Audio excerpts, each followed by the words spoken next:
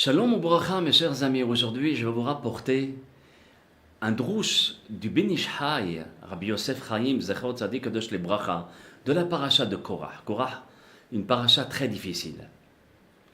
Et avant de rapporter ce que le Ben Ish Chai dit, je vais vous rapporter un petit résumé. Korah était un Lévi de la lignée de Kehat, auquel s'allient avec lui Datan et Aviram. Il conteste la place de Moshe et de Aharon, son frère, et mène une rébellion contre Moshe Rabbeinu et contre leur autorité. Korah prétend que son cousin Moshe Rabbeinu n'a jamais eu d'ordre d'Akadosh Baruch Hu, et que c'est sa propre initiative s'il a pris le pouvoir pour diriger le peuple d'Israël. Il contexte aussi la place du grand prêtre, Aharon à Cohen, le frère de Moshe Rabbeinu. Qu'est-ce qu'il fait, Korah?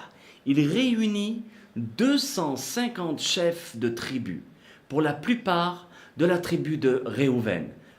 C'est pour cela qu'on dit Oy la Racha ve Oy le Shcheno. Vous savez que la tribu de Réhouven était juste à côté, dans le désert, à côté de la tribu de Lévi. Lévi, qui malheureusement était la tribu de Korah, c'était le rachat. Et Oy le Shcheno, malheur aussi aux voisins. C'est pour cela que nos sages nous disent ne fréquente pas de mauvais voisins. Maintenant, Korah, qu'est-ce qu'il fait? Pourquoi il prend ces 250 personnes pour donner une légalité apparente et donner un poids à ce qu'il va faire et ce qu'il va dire? Qu'est-ce qu'il fait aussi? Il les habille tous en bleu d'azur. Vous savez que la Torah nous dit que tu mettras un tzitzit, un fil bleu. Ce bleu d'azur venait d'un poisson qui s'appelle le hilazon. Il venait tous les 70 ans dans la mer. Et on prenait son sang et on baignait un fil dans ce sang-là. Et à ce moment-là, on se souvenait du ciel. Le ciel rappelle Akadosh Baruch Hu. Ça, c'est Akadosh Baruch Hu qui nous l'a dit. Maintenant, c'est sûr qu'il y a d'autres raisons, bien plus profondes. Alors, qu'est-ce qu'il fait? Il demande à Moshe Rabbeinu, soi-disant, de l'éclairer sur une question d'ordre halachique. Et il dit comme ça, est-ce qu'on est obligé de mettre le fil d'azur, le fil bleu, sur un talit qui est tout bleu? Alors la réponse de Moshe Rabbeinu est affirmative. Il dit, Dieu il a dit, on le fait. Et donc cela provoque une moquerie auprès des 250 chefs. Et il ajouta encore bien d'autres questions de ce genre afin de ridiculiser Moshe Rabbeinu, le maître d'Israël. Moshe, au lieu de s'énerver et de répondre par rapport à une agressivité, parce qu'il a été touché par son ego, Moshe Rabbeinu s'en remet au jugement divin.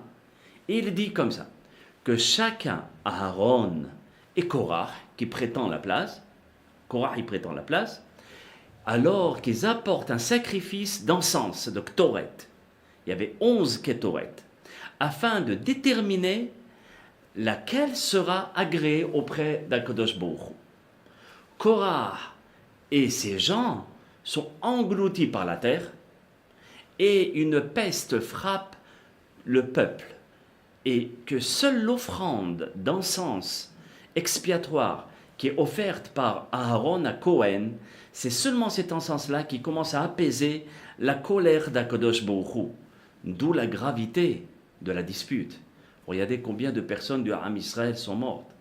Donc, maintenant qu'on a ce résumé, dans les Drushim du Ben Ish Chai, où il rapporte dans la paracha de Bamidbar, de Korah, au chapitre 16, Tet Zayin, et au verset He, 5. Et là-bas, il est mentionné comme ça. Boker veyoda Hashem et asherlo, ve'et akadosh ויקריב אליו, ואת אשר יבחר בו, יקריב אליו. Moshe dit à Korah, ok, tu veux être le Kohen, très bien. Demain, Hachem fera connaître qui est à lui et aussi qui est saint. Il sanctifiera celui qu'il aura choisi. C'est tout, c'est Dieu qui va faire le choix. Maintenant, le Ben Ish Chai pose la question et il dit comme ça. Pourquoi Moshe Rabbeinu fait-il dépendre la réponse de Dieu jusqu'à demain? Pourquoi il dit Boker? il pouvait très bien exiger la réponse de Dieu sur le champ. Alors ici, le Ben Ish Hai rapporte la Gemara Baba Batra Aïn He 75a. Et là-bas, il est mentionné ainsi que le visage de Moshe Rabbeinu, tellement il était éclairé, avec la Shrina, au point où il mettait un masvé même, un cache, pour ne pas qu'on soit aveuglé par la clarté de son visage, son visage est comme le visage du soleil. L'explication, c'est que le soleil nous paraît petit, parce qu'il est loin. Et quand on le regarde, c'est une toute petite boule. Et pourtant, la distance qui sépare le soleil de la Terre est de 150 millions de kilomètres.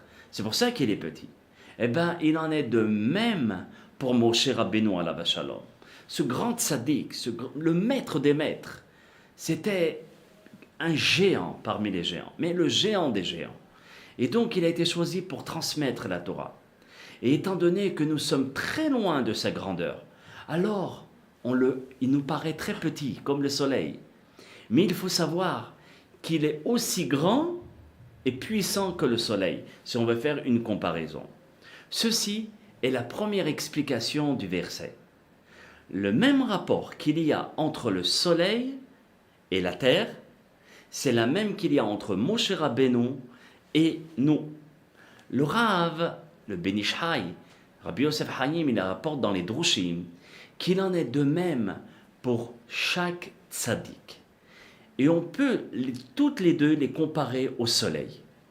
Alors, dans la deuxième partie du cours, nous allons expliquer les deux façons d'être tzaddik. A tout de suite. Nous avons rapporté dans le premier cours, concernant la dispute de Korah et Moshe Rabbeinu, qu'il y avait deux sortes de tzaddik. Il en est de même par rapport, les tzaddik est comparé au soleil, comme nous avons comparé Moshe Rabbeinu au soleil. On peut comparer deux tzaddik au soleil, parce que le soleil, tout va dépendre de quelle manière il va être. La première catégorie des tzaddikim est composée de dirigeants sur le plan de la rigueur et de la sévérité. Ils sont durs et sévères. C'est à ce sujet que nos sages rapportent que le Talmid Hacham frappe et mord comme un serpent, et que le feu de la Torah bout en eux. C'est ce qui pousse parfois ce tzaddik à s'emporter. Ce tzaddik est comparable au soleil pendant l'après-midi, parce qu'il frappe très fort. Il peut même brûler la peau, il peut causer des dégâts. Donc ce soleil-là, c'est le tzaddik qui base tout et dirige le peuple d'Israël selon la rigueur. La deuxième sorte de tzaddik, c'est celui qui dirige le peuple sur les fondements du chesed, de la bonté. Premièrement, il est tendre, souple, et il est comme un roseau. Vous voyez, dès qu'il y a un problème, il se plie, tout en donnant le kavod à la Torah, comme un roseau. Il intercède auprès du peuple d'Israël et cherche le shalom entre les bénis Israël. Ce tzaddik, mes chers amis, est comparable au soleil du matin. Il n'aveugle pas, c'est agréable, il ne brûle pas, c'est agréable pour tous, vous voyez. Et il ne fait souffrir personne. Il est évident qu'Akadosh Baruch Hu va choisir le premier ou le deuxième. Comme vous l'avez deviné, le deuxième tzaddik. Et vous remarquerez que tous les leaders du peuple d'Israël étaient pour la plupart des bergers. C'est pas pour rien. Hachem teste et regarde leur comportement face aux animaux. Et donc, s'ils ont un bon comportement à l'égard d'un animal, alors, al-had kama vekama, plus forte raison, qu'ils seront convenables à l'égard des êtres humains. Maintenant que nous avons expliqué qu'il y a deux sortes de tzaddik, le tzaddik qui est comme au début de la journée, d'accord, et le tzaddik est comparable au soleil au milieu de la journée. Maintenant, nous comprenons la réponse de Moshe Rabbeinu face à Korah, selon cette explication. Korah prétendait quoi? Que Moshe Rabbeinu s'était accaparé le titre de roi et de leader du peuple d'Israël, qu'il a donné le siège de la Keuna à son frère, parce que c'est le piston, Bar Minan. Et il a donné aussi aux enfants de Aaron à Cohen. Maintenant, pour bien comprendre ce que le Ben Ish Hai nous dit, reprenons le verset. Et il va être tout à fait clair. Regardez ce que Moshe Rabbeinu dit. Boker, demain matin, Veyoda Hashem et Asherlo. Demain, Hashem fera connaître qui est à lui. Lorsque Hashem cherche un leader, il veut qu'il soit comme le soleil du matin, comme nous l'avons expliqué, doux et souple. Ensuite, le passage qui continue, il dit Ve'et Akadosh ikriv elav. Il choisira et fera approcher de lui, c'est-à-dire de Dieu, celui qui est saint. Dieu a rapproché de lui Aaron à Cohen, qui était un homme saint, afin qu'il puisse le servir. Ve'et asher yivharbo yakriv elav. Et il fera approcher celui qu'il aura choisi.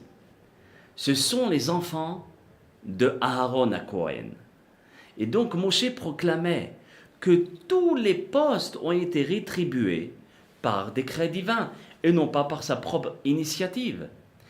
Maintenant, regardez, il est intéressant de voir que le verset que nous venons de citer, Moshe Rabbeinu mentionne explicitement la sainteté de Aaron à Cohen, son frère, et ses enfants. Regardez un petit peu la modestie, la anava de Moshe Rabbeinu. Parce qu'il dit Ve'et akadosh ikrivelav.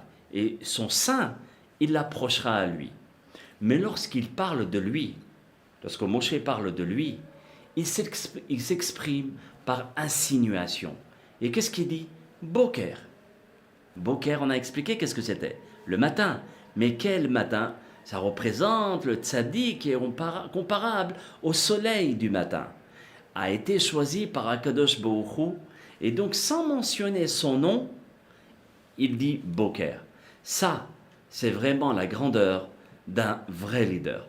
Qu'Hashem Yitbarach donne un cœur d'un vrai leader comme Moshe Rabbeinu pour tous les leaders du Am Israël, Bezat Hashem Yitbarach. Kol Tuv, Shalom Shalom.